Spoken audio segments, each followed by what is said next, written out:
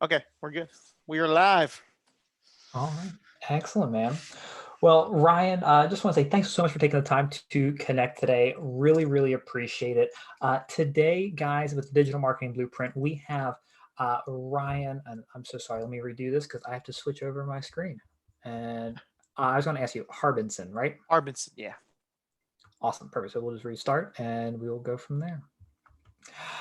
All right, guys, welcome back to the Digital Marketing Blueprint. Today, we are with Ryan Harbinson, and we are talking all around basically, creating content and how the idea of content is queen as king. However, the engagement behind it is queen. So, kind of a fun little, play on words there. Just really talking about having quality content, but also, really having engagement too. So, fallen tree in the forest is one of the ideas that we will probably talk through today.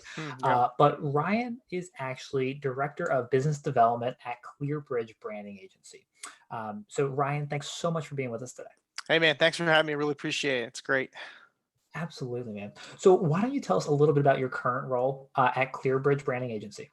Sure. Yeah. So I am the director of business development, which really is here to spread the word on who we are, what we do, right, and educate people on how we can help. But always, continuing to grow relationships with people. And one of the things I really strive on is there's a lot of biz dev guys out there, right? And the old days of running through the phone book and dialing for dollars is it's just not the way that we do things here, right? So really strive on Wow. uh, building those relationships with people, and always here to kind of help. So it's not always about the first initial touch as a sale. It's about staying first in mind and living in that social media feed to stay relevant always. So. Absolutely, man. Well, and how did you get your start with digital? And feel free to obviously connect this with what we're talking about around content and everything as it Sure. relates to actually like creating that content and engaging.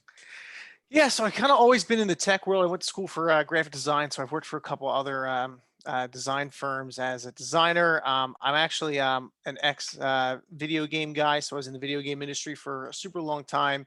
Kind of jack of all trades kind of deal. So doing a lot of stuff with sales throughout the country with like Target and Best Buy.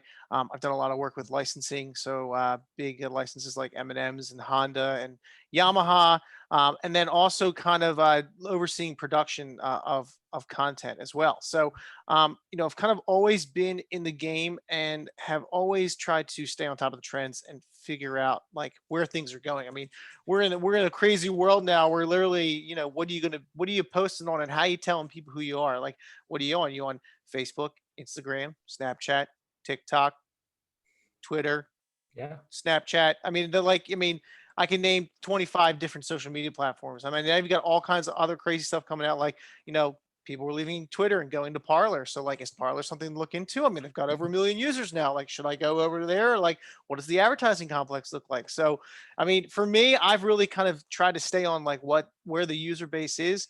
I mean, as LinkedIn as a whole, I mean, like, I've been a user on LinkedIn for about 13 years and Wow. have really The learned the ins originals. and out. Yeah, OG kind of stuff, and I've really learned the ins and outs of LinkedIn, and really how to kind of um, fully utilize the information that people are giving you on that platform.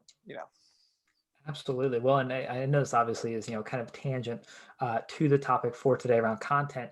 But one of the things that, since you hit, kind of touched on here is around having multiple different, like, all these different platforms that pop up and having Yeah. a presence on there. Hmm. Real quick, if we take a quick segue, what is Sure. your viewpoint and maybe your experience on trying to touch all these bases? Do you have to have a presence on all of them, or is it more choose a couple and really hone in there? Yeah, I mean, so I think what goes on is really it is what's your message, right? What are you trying Mhm. to tell, and where is that audience at?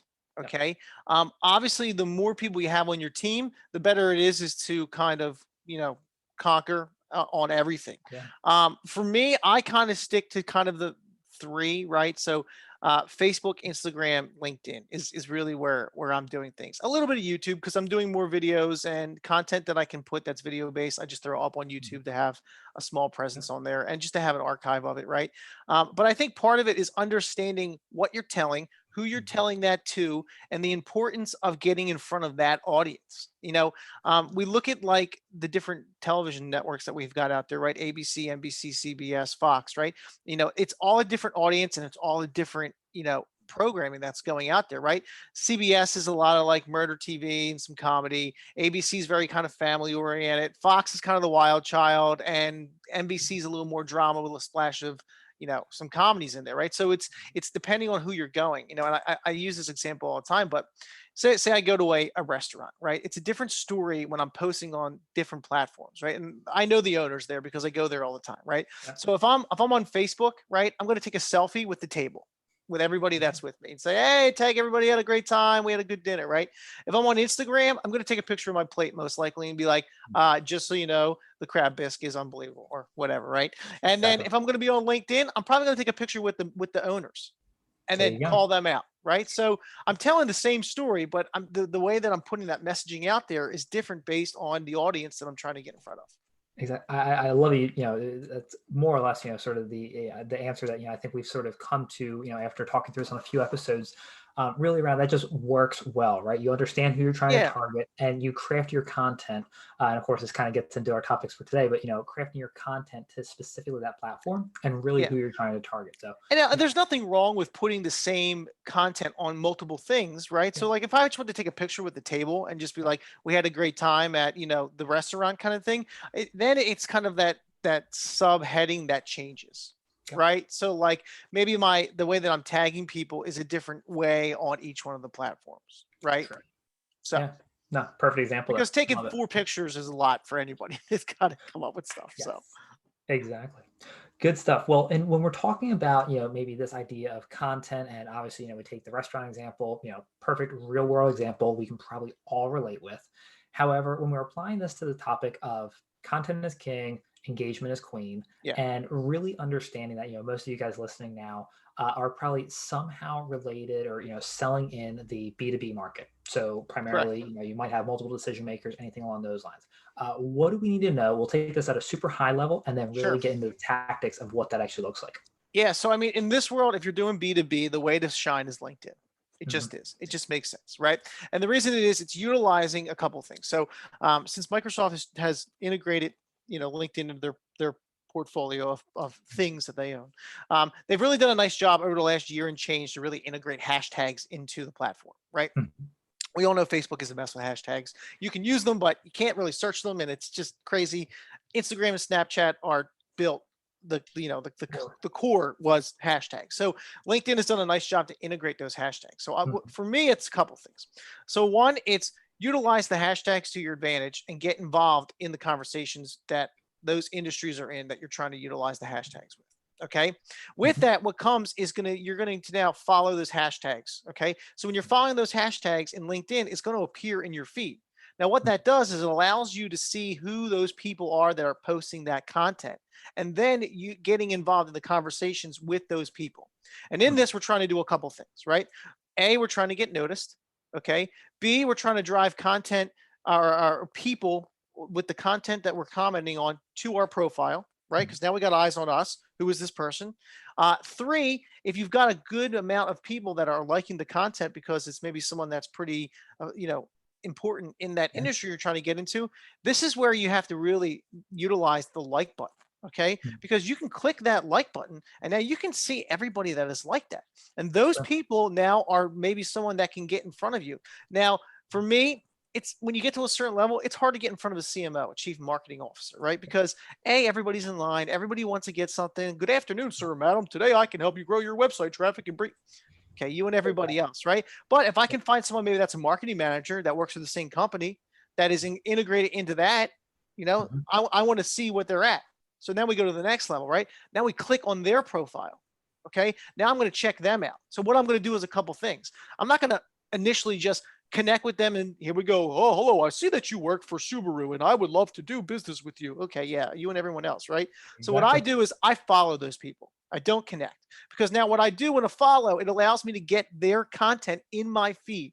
Okay. Mhm. Then I'm going to go back into their old activity. I'm going to view their activity and anything that's less than a week or so, I'm going to like, comment, and share.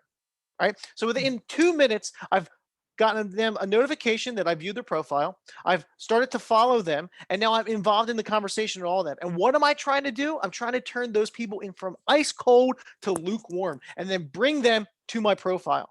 And that's the name of the game.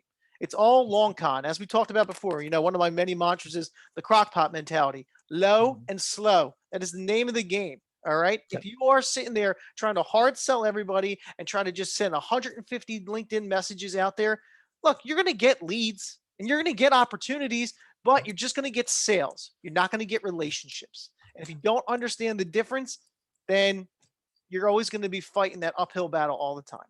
Yeah. Well, and I really, I was actually just jotting down notes as we were talking here because I think, one of the key things there, maybe we can just elaborate on this a little bit more, Sure. is, around having like that sort of process and maybe, something that I'm just presuming here, maybe go through, maybe not every day, that might not be realistic, but maybe it's a weekly process, maybe it's something that you like dedicate time to. Hmm. I'm sure this also changes, based on your different roles, maybe when you were more account management, or maybe now since you're, Different story. director. Exactly. So what does that look like for maybe some of those on our call who, might be basically director level, maybe leading organizations, leading teams, and Yeah. they know they're trying to get into these organizations, but they're not sure how to actually execute on this. Can Sure. you add a So little bit of clarity? yeah, so a couple things. I think what it is the first thing you really need to focus on is what are you bringing? What is the value that you are bringing to the conversation? Okay. And that value doesn't necessarily mean the services that you offer. Okay. It's more based on what is the network that you have. Okay. Mm, What are the connections that you can create that these people might not have? Do you know how many times that I've created connections for people that have never bought anything with me? And then a couple months goes by and we stay relevant and they realize that I helped them out because that's yeah. what it's all about. It's all about being a giver. You can do that. It's where it is.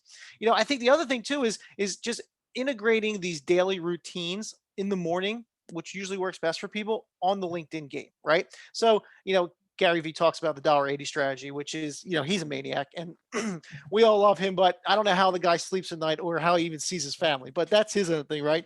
He's just happy they got the blueberry icon now as an emoji. So, but I think part of it is understanding that the $1.80 strategy works, but it doesn't always work to the extent that they want to push it out there, right? So instead of doing, 10 hashtags, 9 posts under each one of those hashtags, commenting, liking, and sharing every day, that's a lot of work.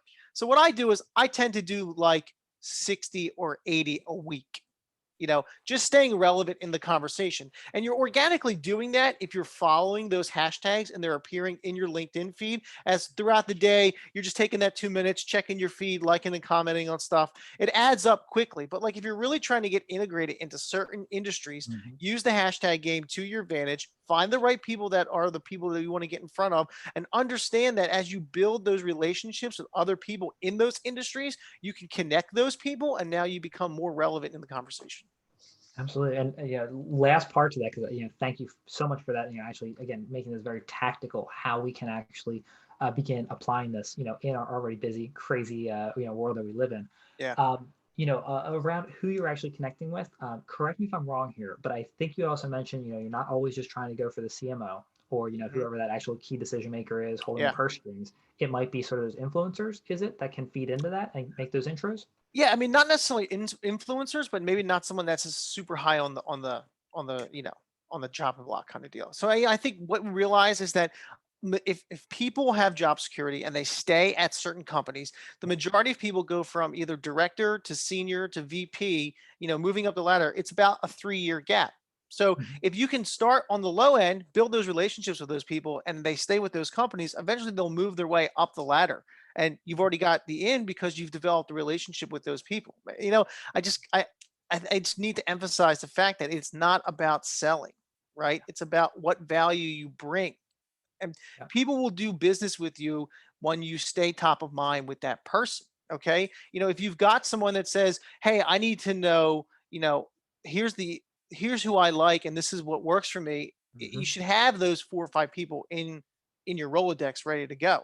And when you're starting those initial meetings with those people and they come at you with, and I'm sure we've heard all the time, is I'm agnostic. I can work with anyone in any industry and it does not matter what it is.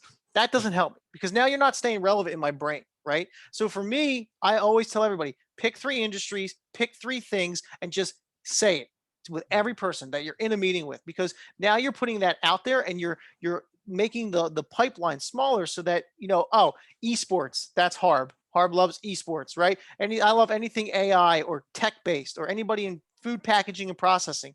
That's all I say to people. So when people think that and someone goes, oh yeah, we're going to launch a new food brand, people go, oh, I got the guy. You're just Exactly. staying relevant. And that's what it is. It's the value that you're bringing to the table for the long con in the end. But it doesn't necessarily need to be a sale, right? Those people are like, hey, man, I've got no influence. And we've been with this marketing company for 15 years. And it's my brother that loves them. However, I'm involved in a lot of different stuff. And I don't know if you've ever been in this group, but this group is awesome. I'd love to bring you as my guest. Yeah. That's just as good for me than them saying, we want to work with you in your company for 5 years. There you Because go. now it's a friend of a friend of a friend, and the doors open and opportunities grow that I might not even be able to get in front of. There you go, man. Absolutely. Well, thank you for that. First of all, I really appreciate that because again, it's very practical. Again, not for the, it's the end game. It's not always going for that quick sale. Um, and this is always one of those kind of fun questions that we like to look at, and it really applies for if we're executing a campaign. So, an SEO or a search campaign, paid ads campaign, anything like that. But we like to look at the first 30, 60, and 90 days after we start something. So we know if we're on the right track, if we should pivot, if we should do something different. I am presuming here a large portion of this might be, as you're saying, the long game. So instead of 30, 60, 90, we might be looking at 3 months, 6 months, and a year, or even Yeah. longer. Any sort of rule of thumb, things that you have seen as you've been doing this for, again, 13 years now with LinkedIn? What do we have to look for? And the spirit of it is, what do we have to look at as like the worry things that we're not on the right track or we should pivot? Yeah. So I think for me, what I've seen, and this is true in any industry, is that culture content always shines over corporate content all day, right? That corporate content is made to be targeted through the ad basis on each one of the platforms, right? So we're creating that corporate content because we want to get in front of the correct people that we know is the audience that we're trying to get in front of. However, if I post that corporate content to my personal account, it's going to just not get any traction. There's a big difference between me putting out something that says, website traffic is up 300%. And here at Clearbridge, we have a team of experts that can help you grow your business. Okay. Yep. I'm going to get like 5 likes on that. Okay. But if I say, hey guys, what's going on? Today is, Steve's 10-year anniversary with the company, and check out this sweet cake we got him. What kind of cake do you think it is? Yeah. Boom. So now we've got engagement, we've got culture, and we've got people being part of the conversation. Exactly. Always. I mean, and people, here's my thing is like, everybody overthinks content. Okay. And we talked about this a little bit before. Like, some content is better than no content. Okay. Even if it's as simple as, good morning, everybody. Got my coffee, little cream, little sugar. Got to get the day rolling. How do you like your coffee? Bang, post it, put it up. Right. I take pictures and screenshots of my empty inbox, and I'm like, nothing better than no emails in the inbox. You know what? It's that kind of stuff. You want people to know who you are. And like, my cat is always coming in and sitting on my desk whenever I'm on Zoom calls. So like, I'll take pictures of it, and like, she'll lay on the keyboard, and I'll be like, take a picture and be like, oh, don't worry, they can't see me on the Zoom call because I'm under the camera. And that stuff kills. I'm telling you. But it's organic. It's not like I'm putting that out there because I go, oh, this is going to go viral. I just put it out there because I want people to know what's going on. There you go. And I think, what you're saying, a lot of this, it doesn't really, matter for, those of you guys who are going to be listening, whether you are in more of a B2B play or a B2C play, or if, maybe you're even just, owning a company and you're still trying to figure out this whole thing and you're wearing all these different hats and who you actually want to market to. It really applies because at the end of the day, we buy from people, right? We're not necessarily buying from the company. The company might be who they represent, but it's Say it all the time. I could Yeah. leave and go sell janitorial supplies next week, and I would sell so much stuff that you wouldn't even know what to do with it all. There you go. Especially Because right people now. would, yeah. Great example. Let's say coffee, whatever. Yes. But I could shift and pivot, and my network comes with me, and the people that I do business with want to do business with me. It's just the way it works. But that does not happen overnight. You have to farm. You just got to throw the seeds out, and then eventually everything grows. There you go. Absolutely. Well, as we begin to sort of wrap up here, obviously, Ryan, we hit on a couple of, really, I shouldn't say a couple, but, quite a considerable amount of really key points as far as what we can actually do, the strategies behind it for actually, following these hashtags, engaging with those who are actually engaging on LinkedIn, and even all the way down to content, figuring out, posting corporate content or culture content or something in the middle, as far as, cats or anything along those lines. It's going to be engaging. So I know we covered a lot. However, is there anything else when it comes down to content is king, engagement is queen, that we really have to, sort of let our listeners know as far as something that they should implement for their, programs going forward? Sure. Yeah. So I would say this. I would say, be specific on the hashtags that you use, right? Because people are going to see those hashtags, right? Also, really be focused on where it is you're trying to get in front of, right? So it's okay to follow a bunch of hashtags, but figure out the hashtags in the that you want to be part of the conversation too. And what goes a really long way, especially if you got second and really with third connections, is to really do all three, right? Like, comment, and share. When you're sharing people's content that you don't know, it's huge because they're like, who is this person that just shared my stuff out? And now I've got you in front of everybody that's in my feed. The other thing too is, and I'll leave with this. I know, content is hard to come up with, right? And what do I do? What do I post? How do I get there? Just go on be a person that is on the share steroid, right? You got to realize that there are so many companies, so many personalities that go out there and create hundreds of millions of dollars worth of content that is already being utilized and posted. Okay. There's no reason that all your content is nothing more than sharing everybody else's shit. Yeah, That's all it exactly. is. Just Yeah. share everybody else's stuff. Like, if you like Gary Vee, dude, you want to talk about sharing Simple. content? Just share all his stuff out. You want to do Tony Robbins? You want to do Oprah? You want to do The Rock? You want to do, I don't know, pick your poison. There's Yeah. a million things. And then, also I post all kinds of stuff that are relevant to my industries that I'm trying to get involved with, and then using those hashtags. Yeah. Okay. There's another thing that I always love. It's called the Share Alliance, right? A Share Alliance is killer. So build that network. Once you have it established, you're going to create a couple people in that group that are more than just networkers. They're friends. Okay. So when you talk to those people, say, hey, this is what I'm going to do. Every time that I post something that's out there and I'm trying to get more eyeballs on, I'm just going to tag you guys in it. Could you just like, comment, and share on that? And then what that does is it gets me in even more feeds and even more eyeballs. So 3 or 4 or 5 or 6 people that you just constantly going back and forth, everybody's just tagging everybody and everybody's LinkedIn post and then sharing, comment, and liking, and get it out. That's going to help you get more eyeballs, bring more traffic, and get it up to who is this person and why are they always appearing in my feed and why am I not friends with them? Exactly. That's great. Well, Ryan, obviously we're coming up against or basically our time stop here. But if someone might have any questions as far as something we didn't get a chance to cover today, or just wants to stay in touch with you, obviously we'll ask where do you hang out most online? And I'll Sure. say besides LinkedIn, because I Yeah. presume obviously everyone can connect with you there. Yeah. Great. So my hashtag is wheresharb, right? HARB as in boy. Follow my hashtags. I'm on Instagram. I do Facebook. It's there. I mean, I do it because I've had it forever. But LinkedIn is really the spot to get me. And check out our site, Clearbridge Branding. Uh, give us some love, and if we can help, we're down here in South Jersey, and always looking to spread the word and grow the network. So, would love to Perfect. help. Well, we will have links to both your LinkedIn profile and, of course, your site down in the show notes at the bottom. Great. And Ryan, last sort of question, is there anything new and exciting, coming down the pike for you?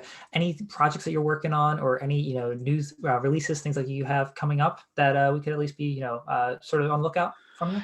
Yeah, I mean, I think one of the things is that we just won another award for some of the campaigns that we've done.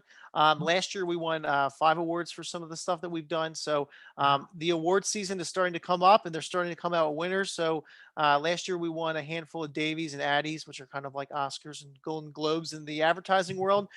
So we've got one under our belt, and I'm sure that we'll have some more. So That's keep great. keep an eye out. It's a pretty exciting time to be in the advertising world. And Absolutely. remember, internet traffic is up 300%. So if you're not posting, you're missing out on people. There you go. Well, Ryan, thanks again for taking the time. Really appreciate it, man. Covered a lot of ground. And Killer. hopefully, who knows, look forward to having you back sometime soon. Ah, would love to come back. This is great, man. Great job. Thanks so much. Take care. Bye now. All righty.